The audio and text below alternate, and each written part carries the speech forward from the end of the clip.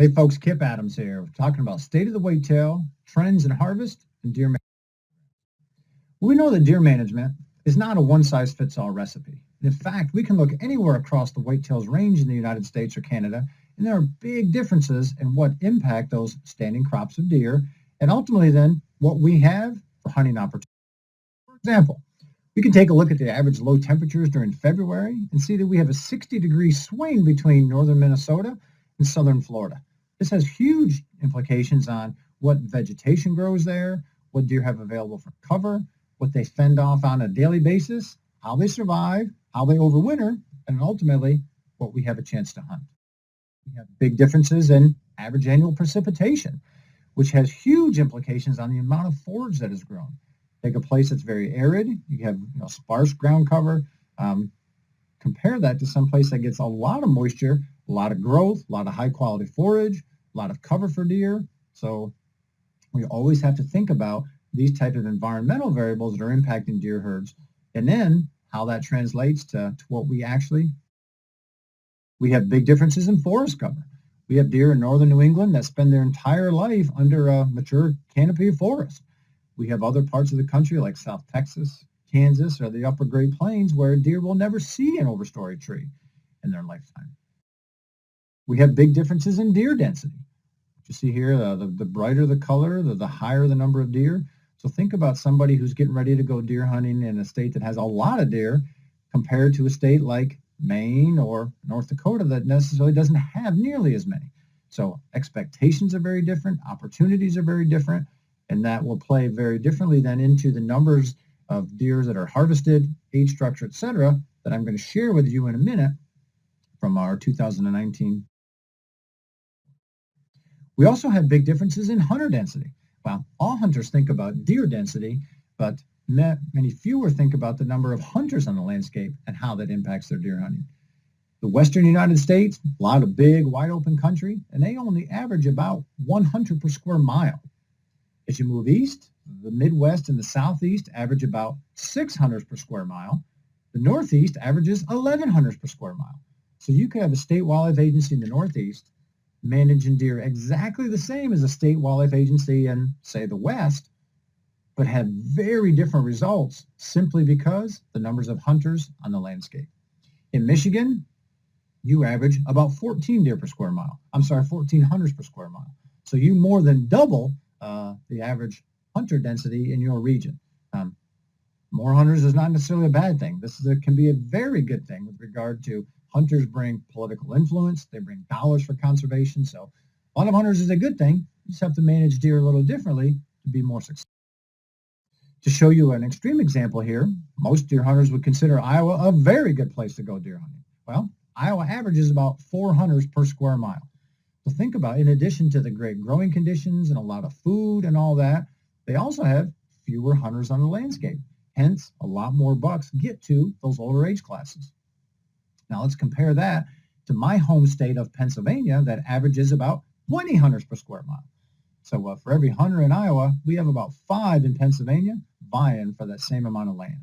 So big differences in the way our agencies have to manage deer to be successful and then to allow us to have exceptional hunting opportunities. All right.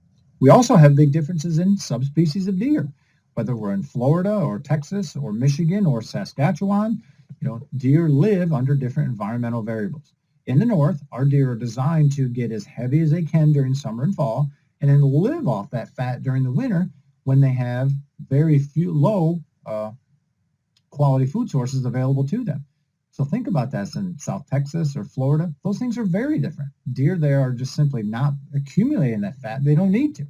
So we have big differences in body sizes and antler sizes and because of that. So regardless of where you are, you need to always think about all the variables impacting those deer herds when we start looking at, all right, who's shooting, the number of bucks they are, or age structure, or doe harvest, and that type of thing. There's a lot of other variables that go into. Well, all of the numbers that I'm going to share now come from our 2019 Whitetail Report. We publish these every year, and we publish them in January of every year. And that timing is important because when we published the 2019 report, the most recent deer season that was complete and that the wildlife agencies had their data analyzed was the 2017/18 season. And that's because the 2018/19 season was still underway when we published this report. So that's why as I share this harvest data with you, you'll see that it's referencing the 2017. Well, one of the things that we monitor are the percentage of all the bucks that are harvested that are only 1.5 years old. And what we saw in 2017 was that was 35%. And this is near the lowest national average ever reported. And in fact, we have been monitoring this since the late 1980s. And this chart shows you how the percentage of antlered buck harvest that are just 1.5 has dropped considerably during that time. And as you can see, over the last 5 years or so, it has really plateaued or bottomed out at about 1/3 of the antlered buck harvest. And this is a very good place to be. The other end of that is a percentage of all the bucks shot that are 3.5 or older. We group these together, the 3, 4, 5, 6, and 7-year-olds all together. And in 2017, the average percentage in this age class was 34%. And this is near the highest national average ever reported. In fact, it shows today that hunters now shoot more bucks that are at least 3.5 years old than those that are 2.5. So very different than where we were a few years ago, and pretty special place to be with deer hunting opportunities. Well, if we overlay the yearling bucks and those that are 3.5 and older on the same chart, it looks like this. We have seen this yearling data. So in 2001, about half of the bucks shot were just 1.5. It's dropped to about 1/3 today. But let's overlay the older bucks. Back in 2001, we shot a lot more yearling bucks than we did those that were 3 and older. But look how this has changed over these past 17 seasons. That the fact today, in the average across the U.S., any buck harvest shows that of all the antlered bucks, about 1/3 of them are 1.5, about 1/3 are 2.5, and about 1/3 are 3.5 and older, nationally speaking. So very different than in the past, and this has provided some outstanding. Well, as far as actual numbers of deer taken, I'm going to show you this map, and I'm going to reference the 3 regions east of this black line. Those are the Midwest, the Northeast, and the Southeast. There are 37 states there. And the reason I'm going to show you that data is because these regions are home to about 97% of all the whitetails in the U.S. Also, we have very good long-term data from these 3 regions. We do have more current data from the West. We don't have nearly as good long-term data, though. And since the 3 regions east of this line are home to 97% of the whitetails, it gives us a really good snapshot of what's going on. Well, from an antlered buck harvest end, those 3 regions shot over 2.9 million antlered deer. And this was up 5% from the year before. And that's a good thing. As hunters, we like to shoot bucks, and we're happy when our buck harvest. The past 6 deer seasons, I show you this because from 2012 to 14, we had big declines in buck harvest. And if you remember, there was a lot of concern about what was going on with regard to our deer herds. Well, fortunately, the last 3 seasons, things have really improved. And in 2017, we actually are at historic highs for numbers of bucks that we're shooting. So hunters in the U.S. are shooting a tremendous number of bucks. Well, with regard to who shoots the most, Texas does. And Texas always leads this list because Texas is huge, has a lot of hunters, a lot of deer. But take a look at Michigan. You guys shoot, you're at number 2 and considerably higher than the other 3 on this top 5 list. Well, this isn't the most fair way to compare buck harvest across LAs. So we're looking at it in 2. One is we take a look at the antlered buck harvest per 100 deer hunters in any given state. And surprisingly, we found that Texas leads this as well. So what this means is that for every 100 deer hunters in Texas in 2017, they shot 69 bucks. This is an outstandingly high harvest rate. In Michigan, you guys were at 39, so you didn't make the top 5 list, but still very, very high buck harvest. Well, probably the fairest way to look at this is, hey, what is the antlered buck harvest per square mile? So we can get this right down to on a per square mile basis, who's killing the most. And you guys lead the country with this. You guys shot 4 bucks per square mile, and this is an exceptionally high harvest rate. And I know that that does not come to a surprise to anybody in Michigan or anybody, certainly a QDMA member in Michigan, who follows along with national trends or that understands exactly where your buck harvest fits into this. Well, from the antlerless deer side, those same three regions shot over 2.9 million antlerless deer in 2017, and this was also an increase from the year before. And this was especially important because if we look at that graph again, showing the 6 years, from 2012 to 14, the antlerless harvest was similar to what we saw in the buck harvest, but the next 3 years were very different. 2015 and 16, the antlerless harvest continued to decline. And so it was really, really good to see this rebound in 2017. I'll say this in large part, this is not from a lack of availability of deer. This is simply a choice where a lot of hunters simply are not shooting available antlerless deer. And this is something that we're going to talk more about as we go through here, and something that we need to correct in the future.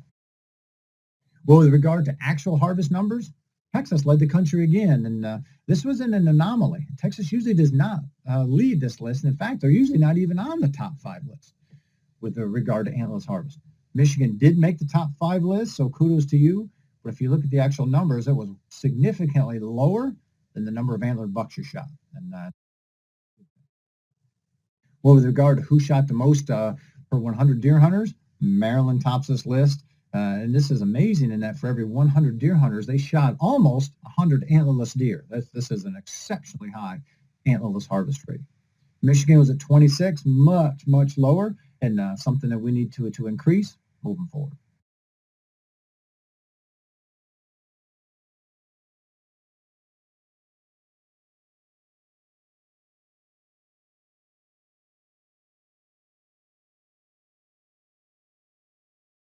Well, from the top antlerless harvest states on a per square mile basis, Delaware leads this too. And in fact, Delaware shoots more deer than any other state per square mile year in and year out.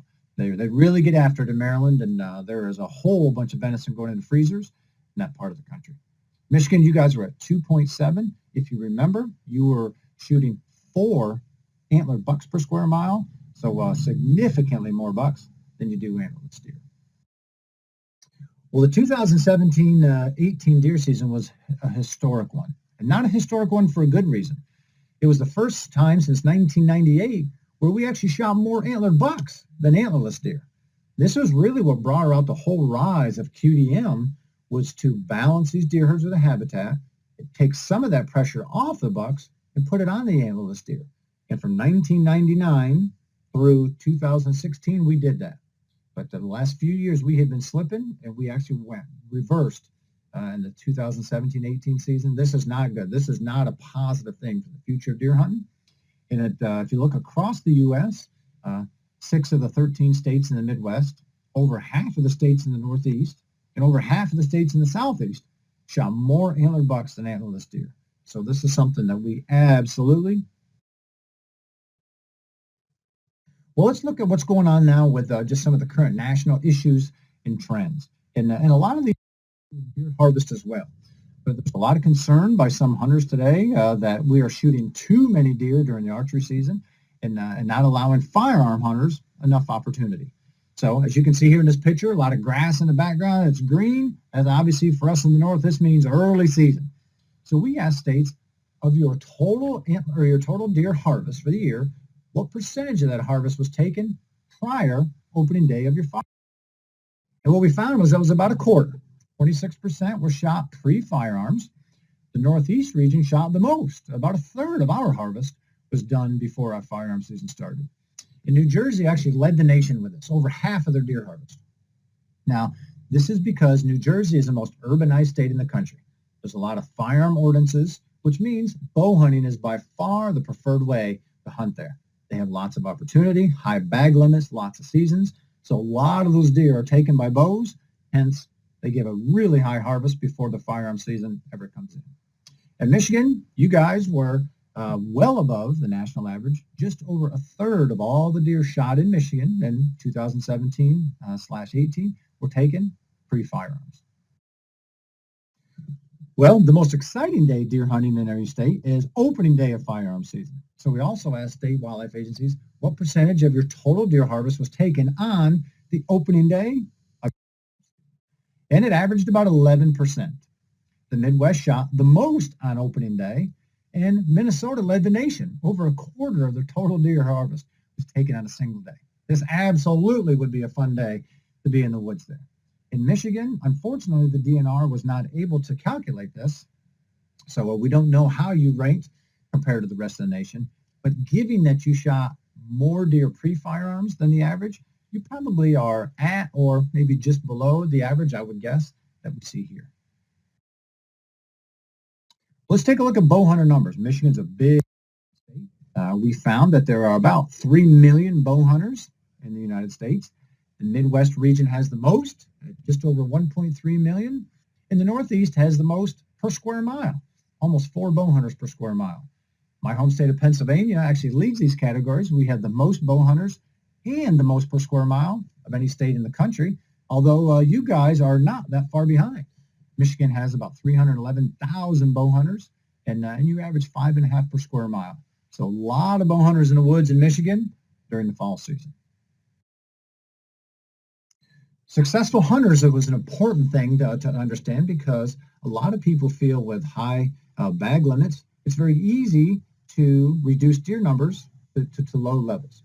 So we asked states, of all of your licensed hunters, what percentage of them shot a deer in 2007? What we found is that it was less than half of the hunters out there. An average of 41% of hunters shot a deer, and this ranged from only 12% in Arizona to 69% in South Carolina. So can you imagine being in a state where only 12% of the deer hunters were successful? I'm guessing in Michigan, if that was the case, there would be a tremendous number of unhappy hunters. I know it certainly would be the case in Pennsylvania. Well, this number has been dropping. We asked a similar question to states back in 2011, and then just under half of the deer hunters were successful. So, we are actually being less successful than we were in the past, largely by choice, as I showed you from the decline in Antlerless Harvest graphs. Well, this is pretty surprising. Only 15% of the hunters shot more than one deer in 2017. So here's where we really get into the debate when it comes to disease management and trying to balance deer herds. The majority of hunters would rather shoot a buck than a doe. I completely understand that. I get it.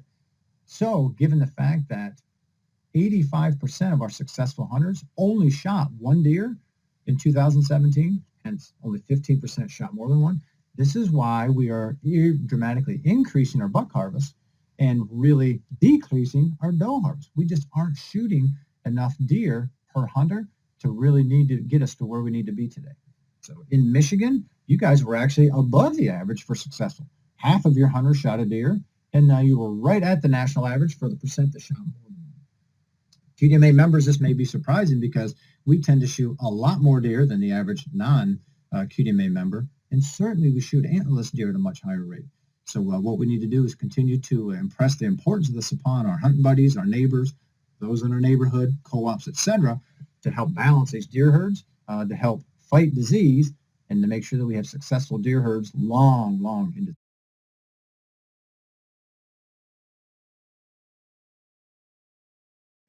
Well, we also asked, how many days does the average deer hunter spend chasing deer? The national average was 12 days. We know from QDMA surveys that the average QDMA member hunts deer a lot more than 12 days a year, but this is what we see from a national average. Hunters in the Southeast average the most. They average 19 days. They have a lot longer seasons than we do in the Northeast or the Midwest, so this makes sense. And the national average range from only hunting 3 days in Indiana, 25 days in Mississippi. I can't even imagine only hunting deer 3 days a year. In fact, I usually hunt deer more than 3 days during the first week of our archery season. So, and I'm guessing many of you are the same. In Michigan, the average hunter there spent 15 days a year chasing deer through the woods. Well, no talk on deer management would be complete without discussing a disease update. And what last year was that hemorrhagic disease was confirmed in free-ranging deer in 14 states. Fortunately, Michigan was not one of those. You've had your share of really bad hemorrhagic disease year in the recent past, so it's nice that you were not on this list. Unfortunately, you continue to be on the bovine tuberculosis list. It was nice that it was only Michigan and no other states were impacted this year, but you certainly have a long history with battling this disease. From the tick end, we had a couple new things here. One is the Asian longhorn tick. It's a new tick species in the U.S. now. It has been confirmed. And alpha-gal. If you're not familiar with alpha-gal, this is a tick. It's a disease. It's transmitted by ticks. This is the red meat allergy. where if you contract this disease, you are no longer to eat venison or any other red meat. It makes people extremely allergic to it. You have allergic reactions. Death can result from this. So alpha-gal is a really, really bad thing. Many people look at this as being far worse than even Lyme disease. So something we certainly need to protect ourselves from as we. Well, no talk would be complete about deer management without talking chronic wasting disease. We know the CWD is now in 26 states, with Tennessee being the newest state. And research shows that CWD positive deer die at 2 to 4 times the rate of deer that don't have the disease. And this is extremely important because people say, well, you know what? If CWD is such a big thing, why don't we find dead deer laying everywhere? And the reason for that is the disease is within deer for 18 to 24 months while it's during an incubation period. So deer appear completely healthy. At the end of that incubation period is when deer start showing the symptoms and they die very rapidly. Well, during that incubation period, researchers show that they die at 2 to 4 times the rate as deer that don't have it. So this is not good at all. It means they're more likely to be killed by cars, hunters, predators, other diseases, etc.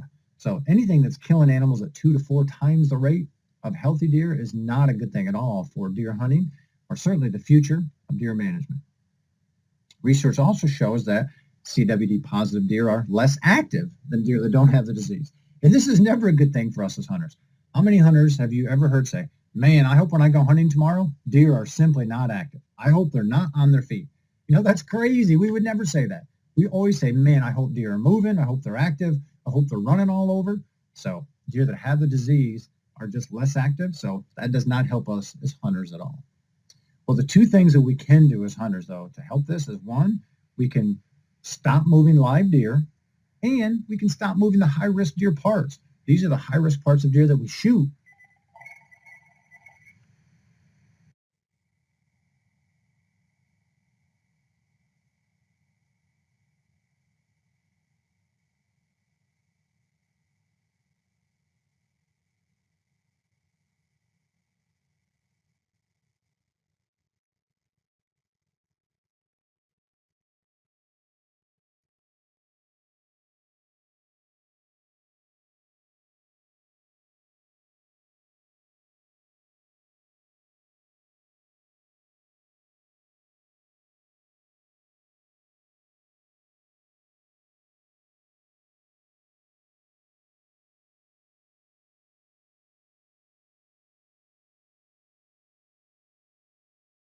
Well, let's end then with some fun deer harvest statistics and just look at across the whitetails range, where is bow hunting most prominent or where are muzzleloader hunting most prominent.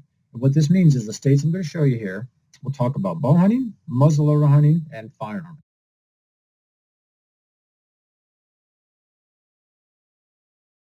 With regard to bow hunting, this is not about who shoots the biggest bucks with a bow or who shoots the most bucks. It's about of the total deer harvest, which states had the highest percentage of that taken by archers. I alluded to this answer a little bit earlier with regard to bow hunting. It's New Jersey. Over half of New Jersey's deer every year are taken by bow hunters, and this number continues to climb for the reasons that we talked about earlier. With regard to muzzleloader states, which state do you think shoots the highest percentage of their total deer harvest with a muzzleloader? The answer here is Rhode Island. And you see there's a few states from New England here on this list. The reason for this is those states tend to have deer herds that aren't as productive as some of the other parts of the country, which means they simply can't shoot as many antlerless deer each year. They just don't have that surplus of animals available. So a lot of these states, you are really restricted to shooting antlerless deer with a rifle or shotgun. Hence, if you want to doe, the best way to take it is with your bow or, in many cases, these early muzzleloader seasons. So that's why Rhode Island is at the top of this list and why you also see places like Vermont and Massachusetts and New Hampshire. How about rifles or shotguns? Who do you think shoots the highest percentage of their deer with these? The answer is actually a tie. It's Idaho and Wyoming. The neat thing about this, though, is if you look, we see states on this list from the West, from the Midwest, Southeast, New England, the Upper Plains, the Southwest, all over the country. And I think that's pretty cool. And this highlights, one of the reasons that the whitetail deer hunting is so much fun There's so much variability around the United States, and one of the reasons that hunters love to travel as much as they do to try hunting whitetails in other places. Let's see how well you know your home state of Michigan. You know what percentage of your deer in Michigan in 2017 were taken by archers or muzzleloader hunters or firearm hunters? Well, with a bow, it was 36%. So just over a third of your total harvest. With muzzleloader hunters, not a lot of muzzleloader hunting going on there. It was right at 6%. And with your firearms, it was about 58%. So lots of firearm hunting, but obviously bow hunting is very, very important to your state. Well, all of that data was included in our 2019 Whitetail Report. All of our Whitetail Reports are available on our website. They're all free downloads. You can grab any of these that you'd like to take a look at. And we've even made it easier for you to find information by providing an online index with them. So if you go to the website and go to the Whitetail Report section, you see an index there that you can search by category, habitat-wise, hunting-wise, hunter resources, etc. And then they're all hyperlinked right to that exact article in that specific Whitetail Report to make it easy for you to find what you do. Well, I hope you have enjoyed looking at kind of the big issues that are going on in the state of the whitetail right now across the whitetails range. Here's my contact information. Any questions about this information or anything else, deer, habitat, or hunting related, please contact me. I'd love to talk with you or help you out however I can. And be safe, and certainly good luck this fall in the woods.